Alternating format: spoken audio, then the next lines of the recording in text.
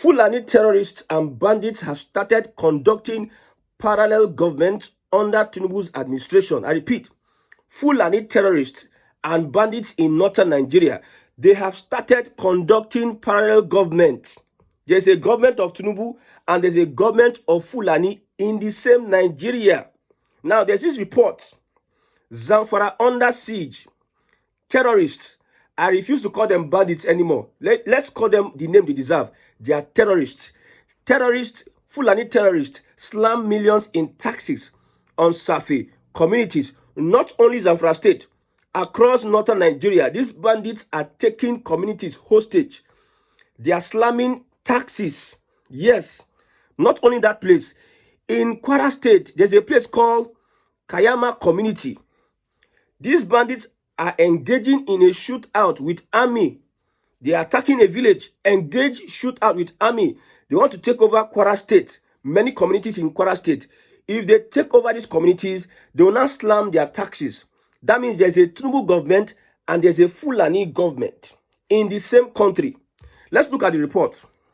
A fresh wave of extortion by armed terrorist groups is tightening pressure on rural communities in Safi local government of Zamfara state, according to credible resources.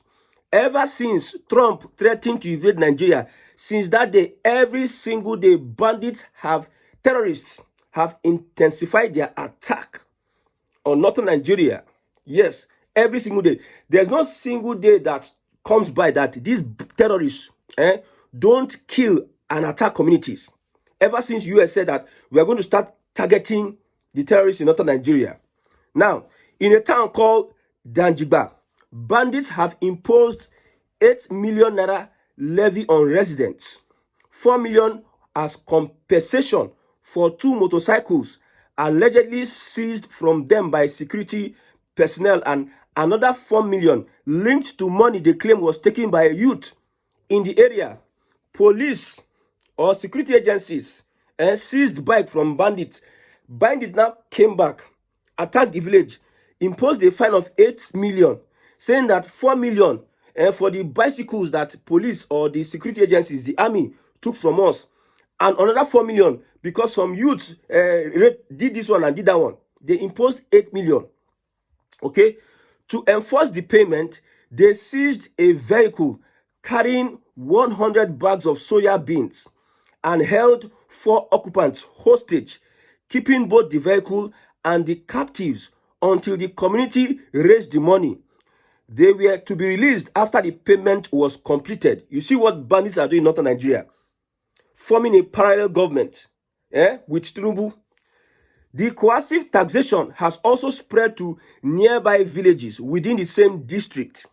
Now, in Kagana, we have 4 million. In Bari, we have 4 million. Kuringawa, we have 40 million. Yes. You see, I asked the question, what is the essence of having a peace deal with bandits? Is it that when you have that peace deal, they'll go and drop their guns in the bush and sit down and fold their hands? What is the essence of a peace deal?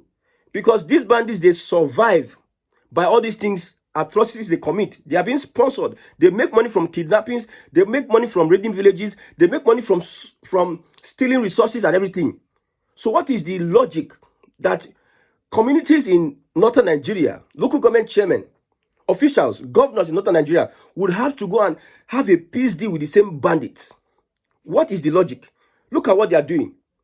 Now, these escalating financial demands reflect the deepening insecurity in Zamfara and the growing boldness of bandits who continue to exploit unprotected communities. The affected villages are pleading for immediate intervention from both the Zamfara state government and federal security agencies. Residents say the situation is becoming unbearable, and without swift action, more communities may fall under forced taxation and abduction. If Nigeria is a sovereign country, this wouldn't be happening. If you think the President Bola Ahmed Tinubu can solve the issue of insecurity, my brother, you are dreaming. I have told you, the only thing Tinubu can do is to play politics and weaken the influence of Fulani in today's Nigeria. With the current Nigeria system, you cannot fix insecurity. You are sharing one Nigeria with people that does not want Nigeria to move forward. You think we share, say today, Southern Nigeria go lead for 8 years. Northern Nigeria go lead for 8 years. Southerners want progress. But Fulani conquered Northern Nigeria. They will be dragging you back. And you will go to church and start praying. Nigeria will get better. You get better. That is why we remain the same way. Now, the villages are pleading for immediate intervention. I may not blame the security agencies because we don't have what it takes to protect Nigerians. How many policemen will I get? What is the welfare package of these policemen? How many people are well equipped? Yes, ratio from 1,000 person to policeman. How many people, how many police can even secure Nigerians? Go to Northern Nigeria, you see the terrain. You understand that, man, these guys are trying. Security agencies are losing their lives daily. And even the officials are compromising. The government in the north are compromising. So like I said, this is an ideology of Northern Nigeria. You can never take it away from them. Whether US coming to Nigeria today, it does not stop these people from supporting insecurity, bandits. A cleric, a religious leader came out to say that these guys are our brothers. In the wake of them killing people in their hundreds, cutting people's heads, kidnapping people, they say they are our brothers. The people that they are attacking are coming out to say that they are our brothers. So this parallel government, expect more of it because of the audacity, the president, the kind of politics the president is playing against the Fulani political class. They will deploy that as a means to frustrate his government. These people are nomads. They don't think the way you think. They don't reason the way you reason. They are not commenting on social media the way you are commenting. See, one of the worst elements in Northern Nigeria, they are the both traditional and religious leaders. They are the ones pushing this extremist ideology, giving them poison as information, poisoning their hearts. You see, those clerics in the mosque, that is why I said, if we don't ban Sharia from our system, my brother, we are sitting on a time bomb.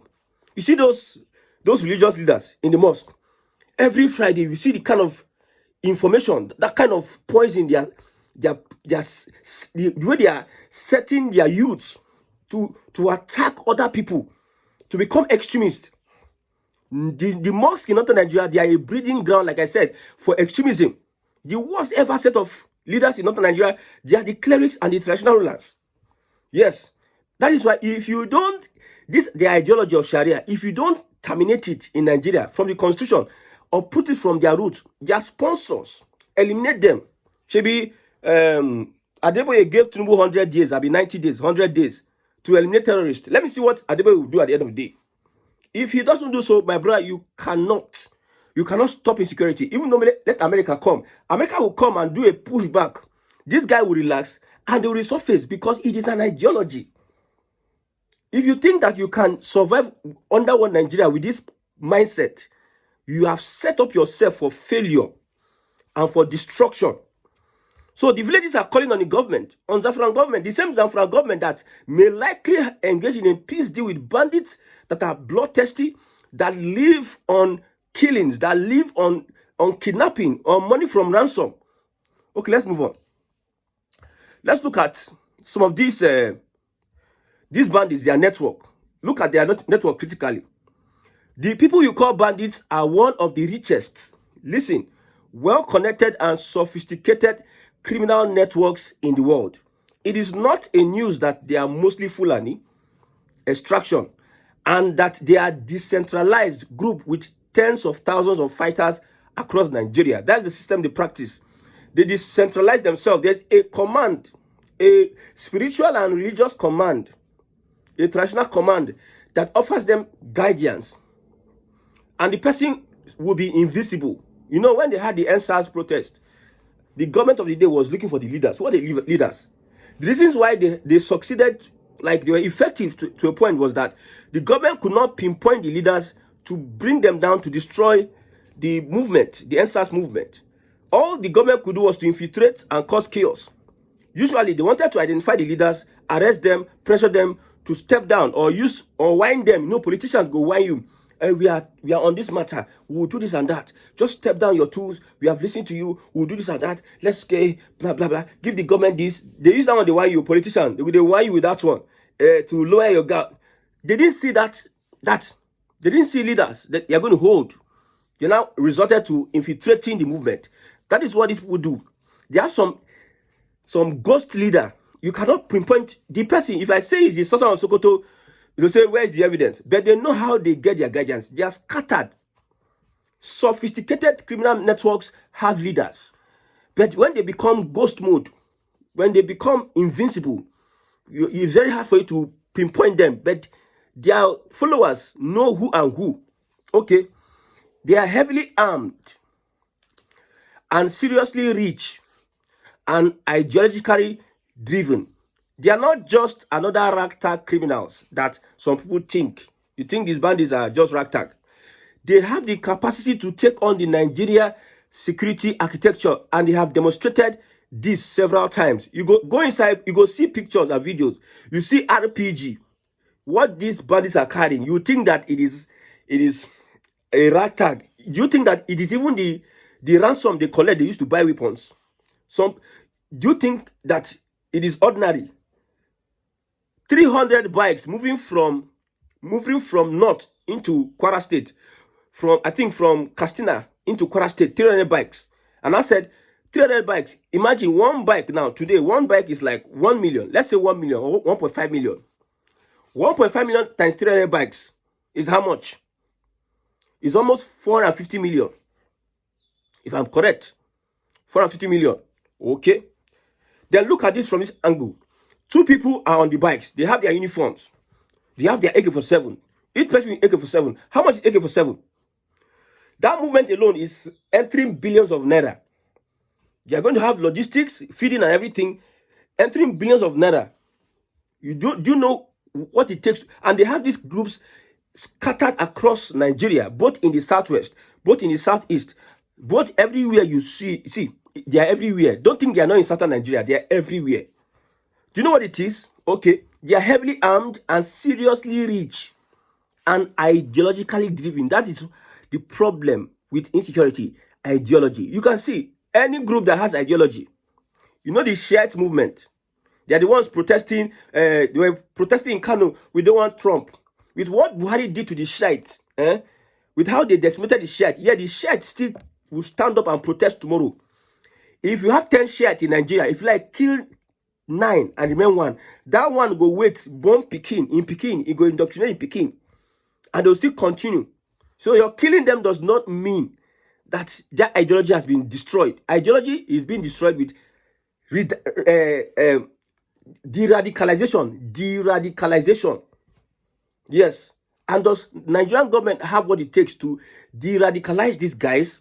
When you have even the Fulani that them they are among the people where go they inside the program to de-radicalize terrorists.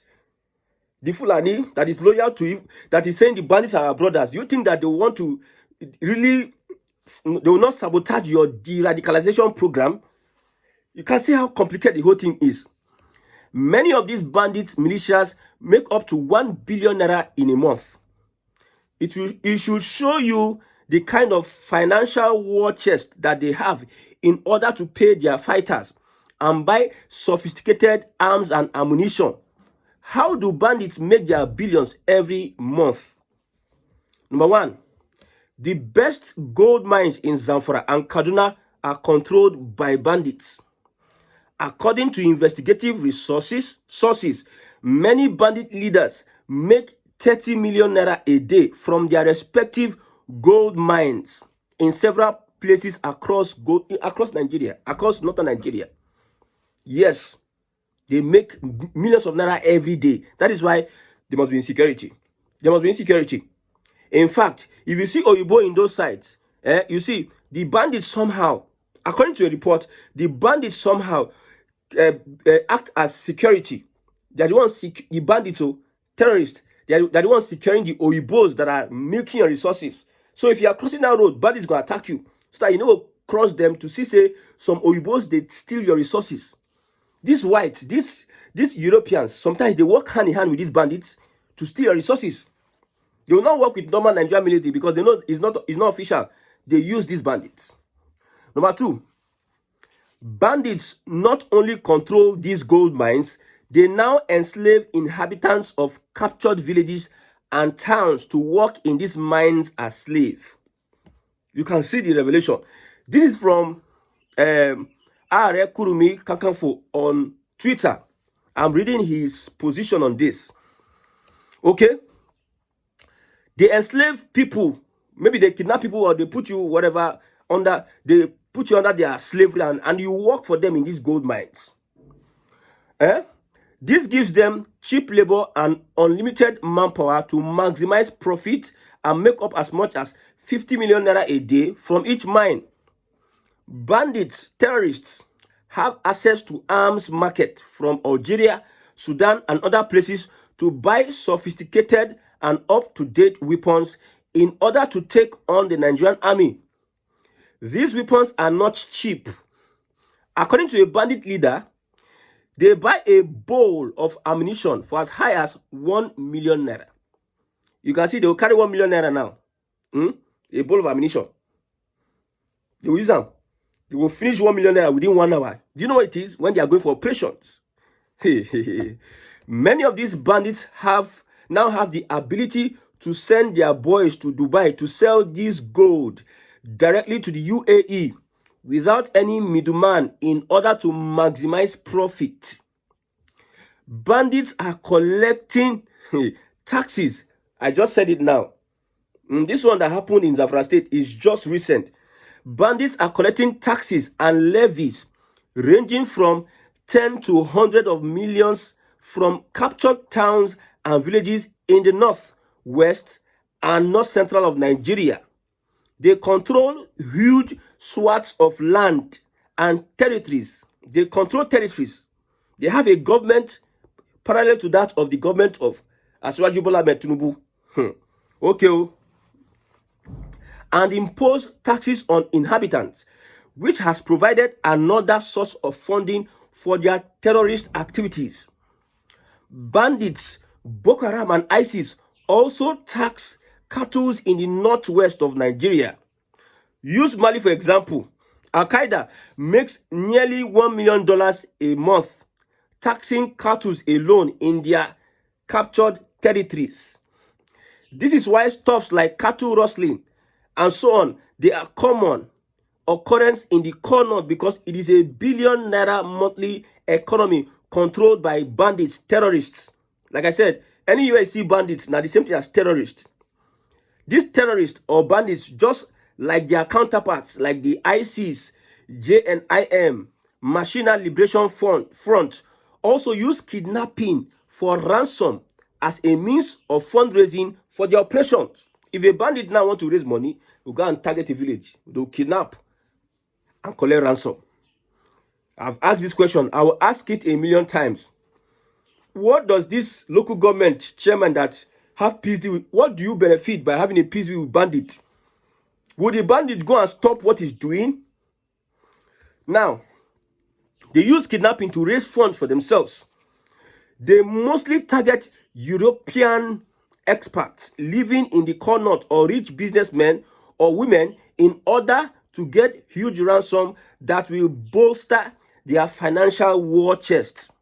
For example, in Mali, JNIM made close to $50 million in ransom of key Malian political leaders and European expatriates for the past five years, which has really empowered the organization to have the capacity to buy more weapons, pay fighters, and slain families of their fighters.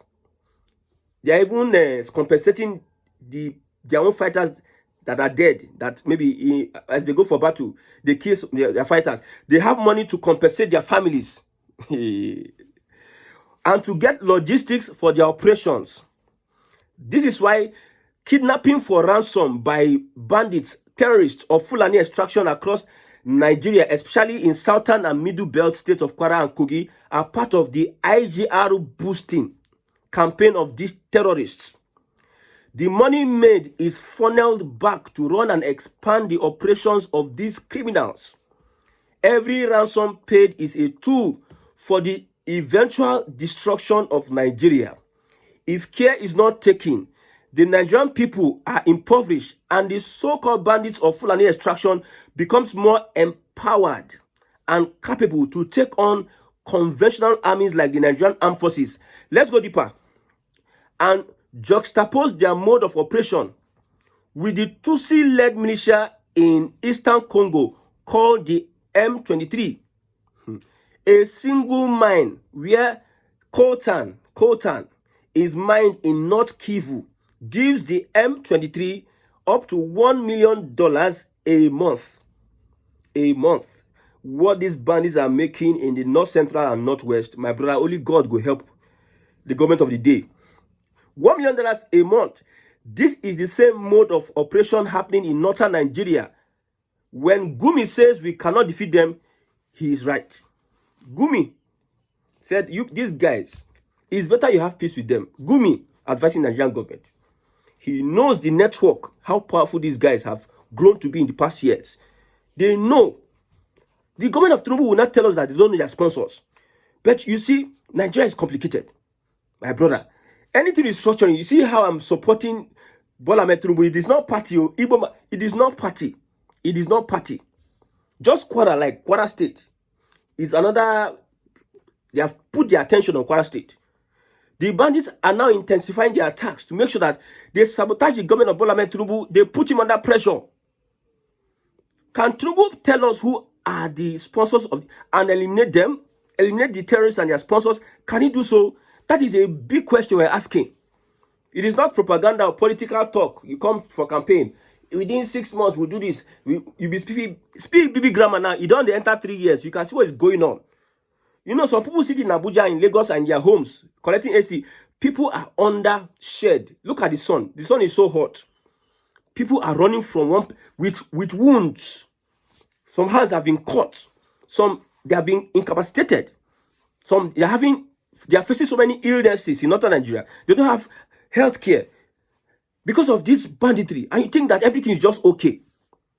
We are talking about Christian genocide now. You see, all those northern leaders, they all come out. They now come out on social media. No, there's no genocide. That one went to AU. That one, all these Islamic jihadists, because they have opportunity to hold a position in the African Union, chairman of African Union, because of they use their position to say there's no Christian genocide. Muslims are the ones that are majorly killed. Tuga, the Minister of Information, went to say there's no Christian genocide. Never see anything. Never see anything. Southern Nigeria should unite. That's the reality. You should unite. You are just deceiving yourself. Oh. Let's imagine we have Biafra, we have Oduduwa, and there's no connection. Forget all this bagot you are doing online. That one does not mean anything. If these people come for you, they don't care whether you are Igbo, Hausa, Yoruba. They will lump all of them together and they go treat them like the same thing. Won't you have this cooperation along southern Nigeria, even though you have Biafra or Oduduwa?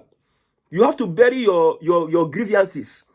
Because the Fulani is coming for you, whether as Biafra alone or as Oduduwa. So you need this connection or cooperation to be able to fight them. It's better you start building the unity in southern Nigeria now.